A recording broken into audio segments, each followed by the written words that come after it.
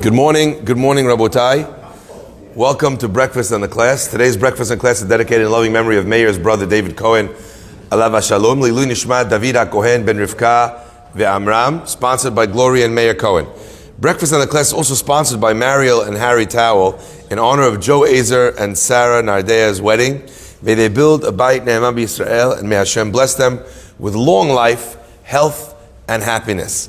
Breakfast and the Class is also dedicated in loving memory and Lilu Nishmat Chana Bat Masuda and Moshe Alea Shalom for her first Azkara, sponsored by her daughter Patricia Chava Kadosh. Hazaku Baruch. Rabotai, there's a beautiful idea that I'd like to share with you today. Something that I was very, very excited to learn only yesterday. You know, at the end of last week's parasha, we read about the fact that Moshe's face was shining with a otherworldly light.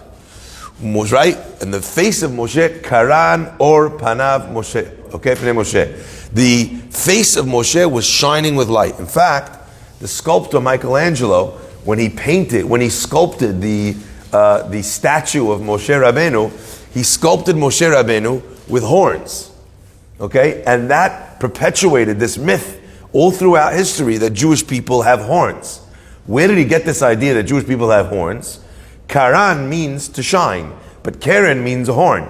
So therefore, when he read the pasuk and the face of Moshe, Karan or had a, he read it incorrectly, had horns of light, or horns of, maybe mistranslated the word or as well to or with an ayin. But either way, we're not responsible for their mistakes. But we read about the fact that Moshe's face was shining in the end of last week's parasha.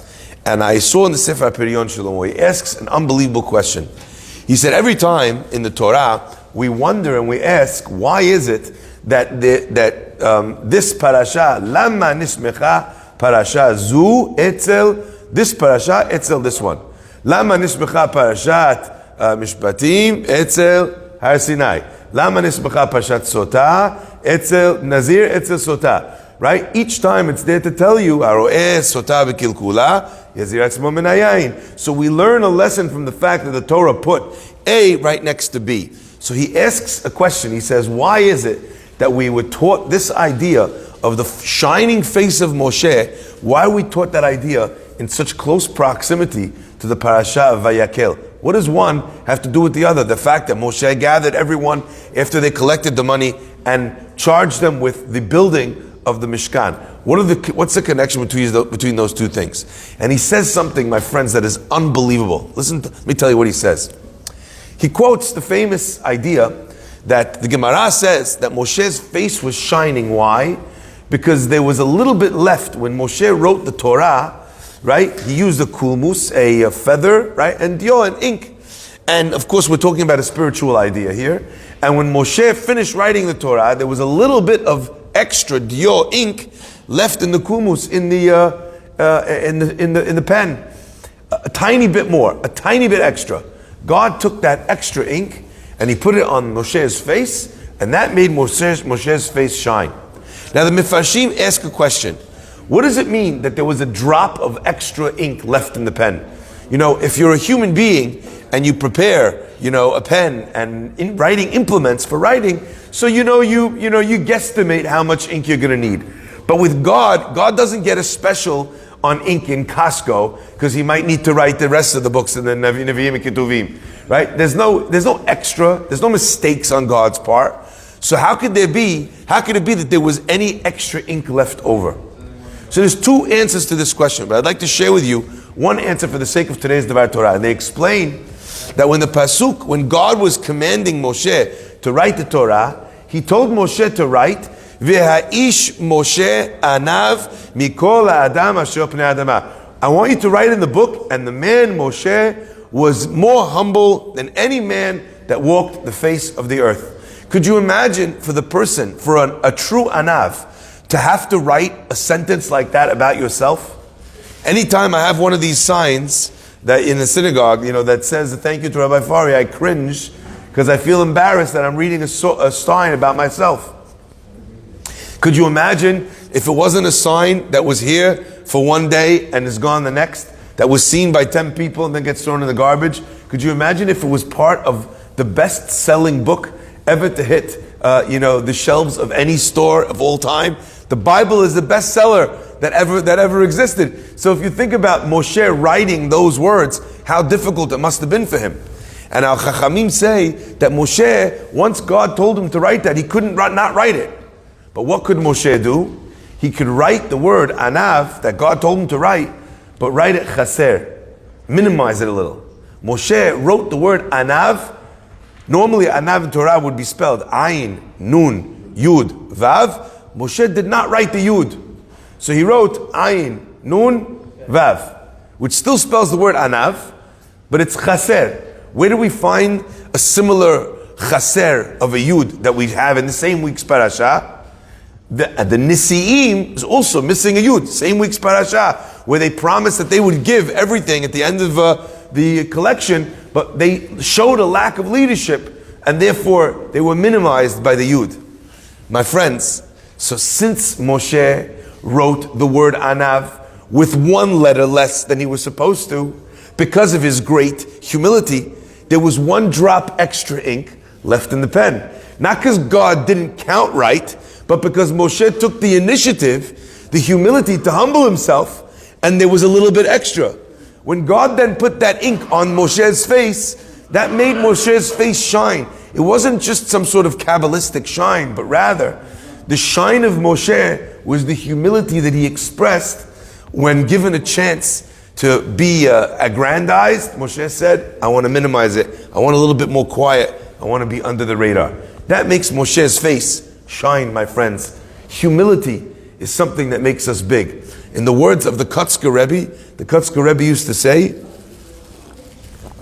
there is nothing bigger than someone who is willing to make themselves small. My friends, says the Apiryon Shlomo, beautiful Dvar Torah, I get it, Rabbi. But what does that have to do with our parasha, with Vayakhel? What's the connection between the minimization of Moshe and this part of the Torah? Now listen to this, because it's brilliant.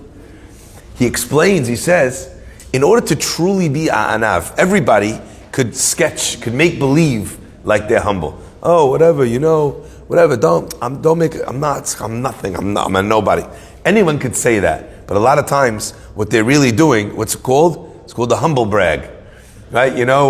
Like someone says, I'm very tired today. And you're like, oh, why are you tired? It's hard to stay up all night and learn the Zohar by the light of a candle. Whatever, not that that's a big deal. I'm just saying I'm tired. No, you're not saying you're tired. You're saying you studied old Zohar all night by the light of a candle. That's what you're saying. Right? You could have just told me you were tired. I actually didn't ask a follow-up question. I wasn't all that interested in the bags under your eyes. I don't sell face product, okay? But listen to this, Chaverim. Listen to this, my friends. Right? Moshe could have said he was an anav, and it could have been fake. In order to truly experience anivut, a person needs to recognize that there's something within him which is lacking. Something that could be done. However great I am, it doesn't mean to be humble, does not mean to deny your capabilities. A person could know that they are unbelievable. They might even know that they're the best human being that ever walked the face of the planet. But to truly be an anav, there needs to be something that you still strive to achieve that you have not yet achieved. What did Moshe look at where he saw that there was someone who had done something better than him? The Apiryon Shlomo says something unbelievable. He says Moshe, who had the gift of Nivu'ah, who saw all future generations when he was up in Shamayim. He even saw Rabbi Akiva, who was expressing and explaining the inner meaning behind the letters at the top of each, the tagim, the crowns on top of each letters. So we know Moshe saw all future generations b'nivu'ah. Moshe said, I may be good, I may be a grand leader, but there's someone out there who did it better than me. Who? Shemuel. The pasuk says that Shemuel, he was a great Navi, but not only was he a great Navi, and it says in the pasuk, every year he would do his rounds and travel from city to city in Israel and bring the people, the Bet Din, to their doorstep. instead of them having to come to Shemuel Haramata, where he was, he would go to Bet El, he would go to Shiloh, he would travel to all the cities to bring the Bet Din to them. Moshe said, however good I am, look at what a leader this guy Shemuel is. I sit here all day, and what happens? The people come to me. The people gather to me. But Shemuel, he goes to the people. In fact, the Midrash expresses explicitly that Hashem, it says that God, Hashem appeared to Shemuel. Ask the Midrash, what is it coming to tell you? That God said, Moshe, you gather the Jews to you. Okay, you know what's going to happen to you if that's the case?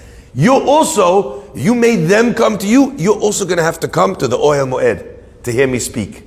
But Shemuel, you went to them, I'm also, says HaKadosh Baruch Hu to Shemuel, I'm also going to come to you. You're not going to have to come to the Ohel Moed to hear me speak. So you see, the Midrash points out this midah that Shemuel had to bring the bet into the people as being something that was treasured, as being something that was special in the eyes of HaKadosh Baruch Hu. My friends, you want to know how Moshe's face shone? Moshe's face shone because he was an anav, because he minimized, took out the yud. How did Moshe find it within him to see that he was smaller than he could be? Because he recognized that Shemuel went to the people and didn't have the people gathered to him. That's why it's connected to the first word of our parasha, Vayakhel Moshe. And Moshe gathered all the Bnei Israel. To whom? To him. To speak, to tell them the laws of the Mishkan. So you see that Anivut was connected to the gathering, to the Vayakhel, to the gathering of the Jewish people in front of Moshe, as opposed to Moshe going to each and every one of them. My friends, I saw this Dvar Torah, I was jumping out of my seat. Why? Because it explained something to me that I've been wondering about, that I was bothered by for many, many years. My friends, if you turn a couple pages, you'll get to a parasha called Korah. And in that parasha, Korach wages a war, a rebellion, a mutiny against Moshe Rabbeinu. And the Gemara says, what in the world was Korach thinking? V'Korach shepikeach haya, ma ra'a lishtut zu. He was such a smart man. He was so clever. He was righteous. He was learned. He was wealthy. What did he see that made him do such a silly thing? And if you look in Rashi, in Parshat Korach, you'll see, brings down the Gemara, that Korach saw, what did he see? Ra'ah, he saw that Shemuel yotzeh mimenu. That the Shemuel, the Navi Shemuel is going to come from him. For 43 years of my life, because today is my birthday, if anyone would like to send me any names today, on my birthday, there's a halacha that a person on their birthday, they're allowed to make, to give berachot. We learn that from a pasuk in the Navi. So if anyone has any blessings that they would like me to give today, I'll shoot you a couple of quick, they're not Purim blessings, I'm sorry, but I'll shoot you a blessing for anything that you need if you private message me on the WhatsApp group or on social media. Be'ezrat Hashem, that our prayers, all of our prayers, should be answered l'tovah. So for 43 years of my life, I did not understand, well 42, because I learned this yesterday, okay? 42 years of my life, I did not know what this means. Korach, you want to fight with Moshe, right? Moshe is the biggest Navi ever lived. Now you see that Shemuel comes from you. What the heck does that have to do with anything? So you have a grandkid who's going to be a Navi. What does that have to do with whether or not you or Moshe is more right? But now we understand. Moshe humbled himself in front of whom? Before whom? Before Shemuel. That means that Moshe was saying that who's bigger than him, who caused him to experience this feeling of humility, who humbled Moshe? Shemuel. Korach, he said, if the guy who's bigger than Moshe comes from me, how could it be that I'm wrong in this machloket? You see, I produced something even bigger than Moshe. That's what Korach thought. Okay? And that's why he led his rebellion. And if you wonder if I'm right about this, open up the pasuk. It blew my mind. Go look at the first pasuk of the rebellion. Vayikach Korach ben Yitzhak ben Kahat. And he gathers all the people. What does it say? Vayakhilu, and he gathered them al Moshe al Aaron. He uses the word that illustrates the difference between Moshe and Shemuel. Vayakhel, vayakhilu. He gathered them. And at the end of that pasuk, he says, and he gathered all the Jews to Moshe and Aaron. That gathering was a mocking of Moshe. As he said to them, when everyone had gathered, he said, Madua titnaseu al kehal hamonai. Why do you raise yourself up over everybody else? Look at what you're doing. Which, my friends, makes it even more poignant that in that machloket, what do we learn about Moshe? When they refused to come, Moshe himself went to Datan v'Aviram.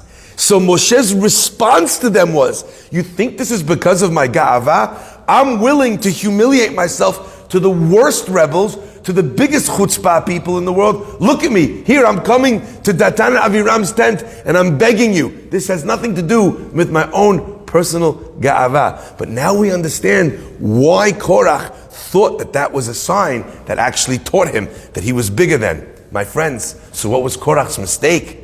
Korach's mistake was that the fact that Moshe had humbled himself in front of Shemuel, that he considered Shemuel bigger than himself, Korach saw that as a weakness, and he saw that as something that made Moshe less than. What he did not understand is that the process of anivut never makes someone less than, it makes someone, paradoxically, more than. And if Moshe willingly saw this about himself, and saw as well, recognized something wonderful in Shemuel, there were many things that Moshe had that Shemuel did not have. And yet Moshe was writing Anav without a Yud because he saw Shemuel. Moshe could have said, okay, Hazaku Baruch, he has that. He has that.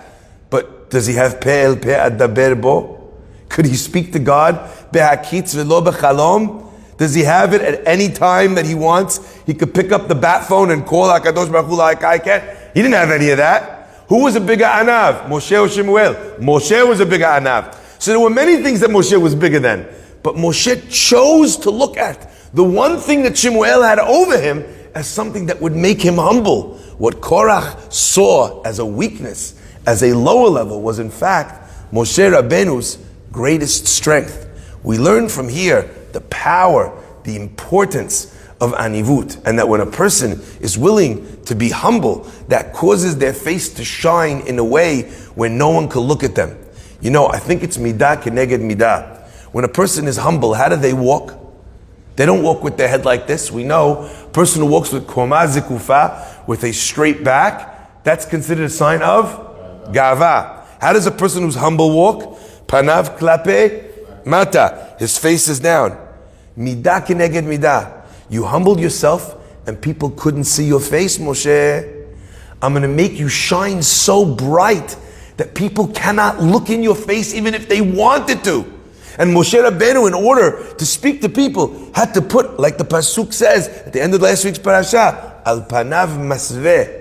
What a magnificent idea, how beautiful the words of Torah are. So the next time you see yourself in a situation where you feel like you need to big yourself up, understand that the biggest way to big yourself up is to make yourself a little bit smaller. Baruch Adonai Le'olam. Amen.